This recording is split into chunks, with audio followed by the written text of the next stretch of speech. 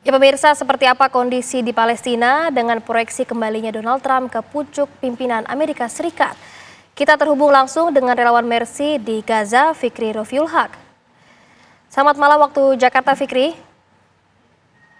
Ya, Waalaikumsalam warahmatullahi wabarakatuh. Selamat malam waktu Jordan, Mbak Fatima Albar. Saat ini sedikit mengklarifikasi bahwa saya saat ini sudah ada di Jordan dan memang kondisi di jalur Gaza masih cukup sama karena memang Israel juga masih terus melakukan serangan demi serangan ke berbagai wilayah yang ada di jalur Gaza.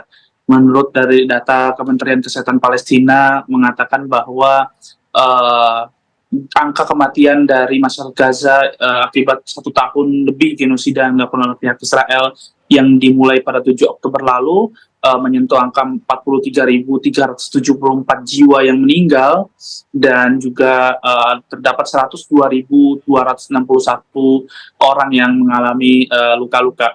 Dan baru-baru kemarin beberapa waktu yang lalu Israel juga membuat undang-undang baru di mana mereka melarang uh, badan internasional yaitu UNRWA untuk beroperasi di Israel dan juga di Palestina, sehingga ini sangat berdampak sekali untuk warga Palestina yang kita tahu bahwa saat ini perbatasan Rafah juga masih menjadi tempat pertempuran antara pihak Israel dan juga pihak pejuang Palestina, sehingga perbatasan Rafah ini masih belum dibuka atau belum bisa dioperasikan untuk memasukkan bantuan-bantuan maupun mengeluarkan atau mengevakuasi para pasien-pasien yang harus mendapatkan perawatan intens di luar di jalur Gaza. Dan saat ini memang bantuan-bantuan dialihkan ke Karim Shalom, di mana bantuan ini biasanya banyak bantuan-bantuan ini dibeli atau didiskusikan dari Jordania, kemudian nanti akan melalui Israel, lalu kemudian bantuan-bantuan ini akan masuk ke jalur Gaza, sehingga akibat dampak buruk terhadap undang-undang yang baru dibuat oleh pihak Israel ini akan menjadi dampak yang sangat-sangat mencekik masyarakat Gaza, karena bantuan-bantuan UNRWA atau PBB ini akan melalui Israel jika undang-undang ini sudah diresmikan, sehingga bantuan-bantuan ini tidak bisa melintasi Israel, sehingga nanti Gaza tidak bisa ada bantuan sama sekali, baik melalui perbatasan Rafah mau dari Mesir karena perbatasan tersebut masih tutup, maupun dari perbatasan Karim Abu Salim, yaitu perbatasan antara Israel dan juga Palestina. Di lain sisi juga UNRWA juga punya banyak sekali sekolah-sekolah yang menjadi tempat mengungsi bagi para warga Palestina, dan juga banyak gudang-gudang tempat tempat-tempat bantuan-bantuan tersebut, sehingga jika memang UNRWA ini sudah dilarang atau oleh pihak Israel, kemungkinan gudang-gudang maupun sekolah-sekolah ini akan dihabis seluruh lantakan oleh pihak Israel.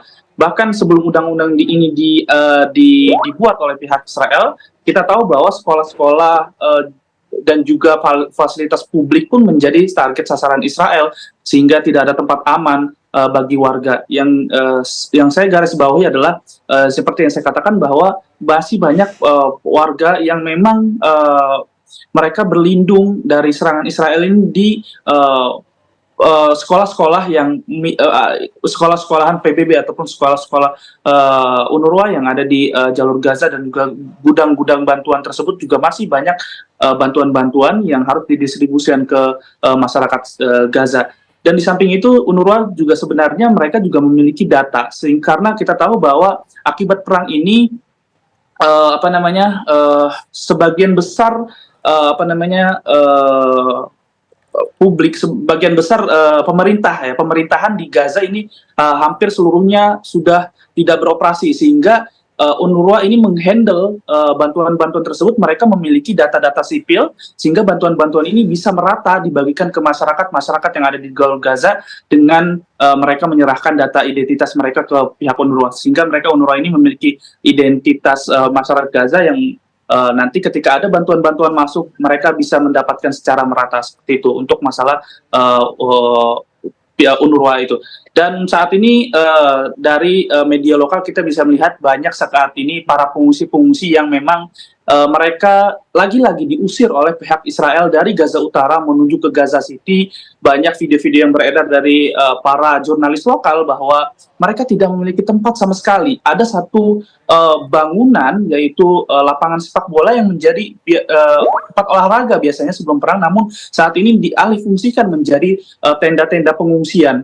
Akibat masifnya warga yang berpindah dari Gaza Utara menuju ke Gaza City, sehingga tenda-tenda pengungsian yang lumayan cukup luas ya, berdiameter satu lapangan bola ini pun juga belum bisa menampung, atau karena masifnya warga yang mengungsi ke Gaza City ini, banyak warga yang tidak memiliki tempat. Akhirnya mereka hanya bisa beristirahat di pinggir-pinggir jalan, di pinggir-pinggir pertokoan yang kita tahu bahwa saat ini sudah memasuki musim dingin. Mereka tentu membutuhkan pakaian hangat dan juga tempat yang layak untuk mereka beristirahat.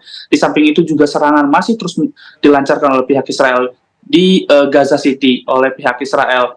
Dan berita terbarunya bahwa hari ini terdapat sekitar 80 pasien ya, 80 sampai 100 pasien yang mendapatkan perawatan intens di luar jalur Gaza. Ini dibantu oleh pihak WHO untuk mengeluarkan sekitar 80 pasien ke luar jalur Gaza, mereka melalui perbatasan Karim Abu Salim. Seperti yang saya katakan bahwa memang perbatasan Rafah ini bukan hanya saja memasukkan bantuan-bantuan, ini juga mengevakuasi para pasien-pasien, namun Rafah masih ditutup sehingga saat ini dialihkan ke perbatasan antara Israel dan juga Palestina, yaitu perbatasan Karim Abu Salim atau Karim Shalom, sehingga 80 sampai 100 pasien ini berhasil dievakuasi atau saat ini sedang proses melakukan evakuasi keluar jalur Gaza. Dan ini berita yang lumayan cukup menyenangkan karena masih banyak ratusan bahkan ribuan warga yang memang harus mendapatkan perawatan di luar jalur Gaza karena memang tiada kurangnya fasilitas medis, seperti kurangnya para dokter maupun obat-obatan, sehingga mereka harus mendapatkan perawatan ke luar jalur Gaza. Sementara pada hari ini juga Israel terus melakukan serangan, di mana beredar video juga pihak Israel merilis sebuah video dengan serangan bom yang skala besar, di mana mereka menyerang kota Jabaliyah yang ada di Gaza Utara, yang kita tahu bahwa masih banyak para warga yang bertahan di sana, dan juga kita tahu bahwa di Gaza Utara juga terdapat rumah sakit Indonesia yang ada di Gaza Utara. Memang betul Israel sudah menarik pasukannya dari 3 fasilitas kesehatan tersebut, yaitu Rumah Sakit Indonesia, Rumah Sakit Al-Auda, ataupun Rumah Sakit Kamal Udwan.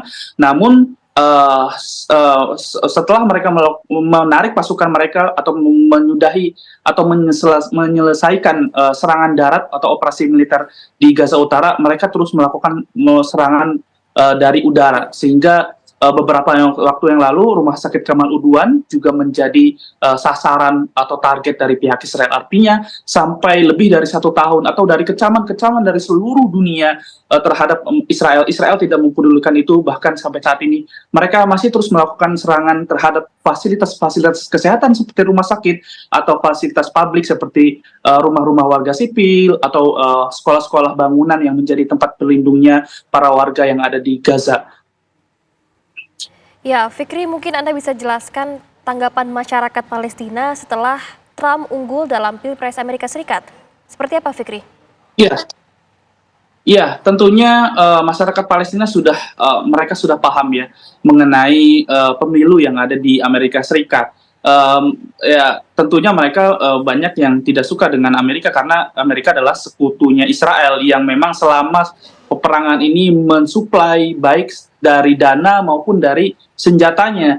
Ya, salah satu saya juga salah satu dari perkataan pengamat Timur Tengah dari Indonesia itu pun mengatakan bahwa, atau dari Mas Hussein mengatakan bahwa selama suplai senjata ini terus disuplai ke Israel ya dari sekutu-sekutunya, baik dari Amerika, Perancis atau negara Eropa lainnya, perang ini akan tidak selesai-selesai karena Israel masih akan mempunyai senjata untuk melakukan serangan terhadap Palestina yang mereka berdalih bahwa mereka akan memusnahkan Hamas. Namun pada nyatanya mereka pun membunuh para warga sipil yang kita bisa lihat di banyak beredar foto maupun video, banyak anak-anak kecil yang meninggal, para wanita yang meninggal, sehingga tanggapan mereka terhadap pemilu yang ada di Amerika Serikat, mereka tidak berharap banyak karena baik nanti Donald Trump yang memenangkan ataupun Kamala Harris yang memenangkan, mereka akan tetap support Israel. Mereka akan tetap support Israel. Saat mereka mensupport Israel itulah perang ini masih akan berlangsung lama ya, karena kita tahu para warga Palestina juga sudah cukup lelah mereka merasakan perang lebih dari setahun ini. Banyak keluarga mereka yang sudah meninggal, rumah mereka yang sudah hilang, mereka tidak memiliki tempat, tidak memiliki uang. Namun saat ini mereka juga tidak menyerah untuk selalu bertahan hidup untuk memperjuangkan tanah mereka, karena mereka bagaimanapun karena tanah Palestina adalah milik orang-orang Palestina dan mereka tidak akan meninggalkan tanah mereka sejengkal pun, insya Allah. Ya, baik. Terima kasih Fikri informasinya. Tentunya kita mendoakan agar Fikri selalu dalam keadaan sehat dan keselamatan. Sekali lagi terima kasih Fikri.